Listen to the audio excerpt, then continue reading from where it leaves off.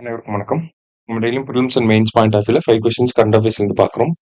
இன்னைக்கு என்ன கொஸ்டின்ஸ் இருக்கு அப்படின்னு சொல்லி பார்ப்போம். First one, the six schedule of the Indian constitution is based on the recommendations of the north east frontier tribal and excluded area sub committee of the constituent assembly commonly known as அப்படின்னு சொல்லி கேட்டிருக்காங்க.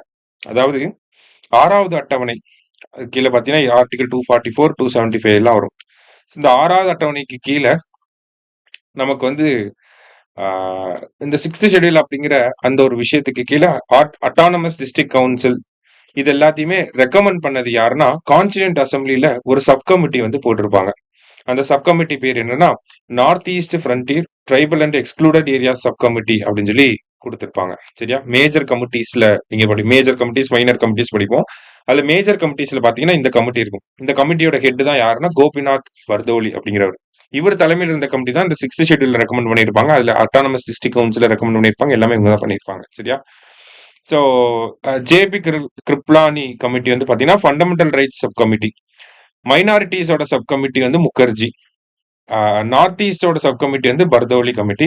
Excluded ஏரியாஸோட sub committee வந்து ஏவி தாக்கர் அப்படிங்கிற இவரோட committee. சரிங்களா? So option C அப்படிங்கிறது தான் கரெக்ட். அடுத்தது, which work is considered the first Tamil short story? So Tamil மொழியில வந்து முதல் சிறுகதை எது அப்படின்னு சொல்லி பாத்தீங்கன்னா குளத்தாங்கரை ஆலமரம் அப்படிங்கிறது. எழுதினது யார் அப்படின்னு சொல்லி பாத்தீங்கன்னா விவிஎஸ் ஐயர் வந்து இதை எழுதியிருப்பார். சரியா?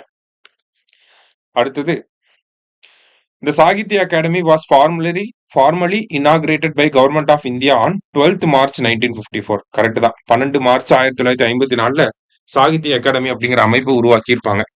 ஸோ இந்த அமைப்பை என்னன்னு சொல்றாங்கன்னா நேஷனல் அகாடமி ஆஃப் லெட்டர்ஸ் அப்படின்னு சொல்லி சொல்றாங்க. செகண்ட் ஸ்டேட்மெண்ட்டும் கரெக்ட் தான்.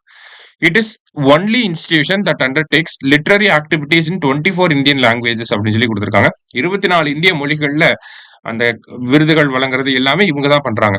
அதுல 22 மொழிகள் வந்து பாத்தீங்கன்னா 8வது அட்டவணையில இருக்கும். அது இல்லாம இங்கிலீஷும் ராஜஸ்தானியும் சேர்ந்து வரும். சரிங்களா? இங்கிலீஷ் ராஜஸ்தானி சேர்ந்து வந்துடும். ஓகேவா? ஸோ ஆல் ஆர் கரெக்ட் அப்படிங்கிறதா இங்க கரெக்ட் ஆன்சர். அடுத்தது, Tamil writer and essayist S Tamilselvan has won the Sahitya Akademi award for 2025 in the literary criticism category அப்படின்னு சொல்லி கொடுத்துருக்காங்க. ஸோ எஸ் தமிழ்ச்செல்வன் அவர்களுக்கு வந்து பாத்தீங்கன்னா இலக்கிய விமர்சன பிரிவுல சாகித்ய அகாடமி விருது வழங்கப்பட்டிருக்கு. 2025ஆம் ஆண்டுக்கான சாகித்ய அகாடமி விருது.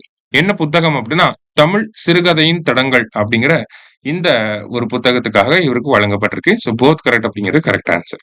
லாஸ்டா, S Tamilselvan is the editor of literary magazine Semmalar. Semmalar அப்படிங்கிற மேகசினோட எடிட்டர் இவர் தான்.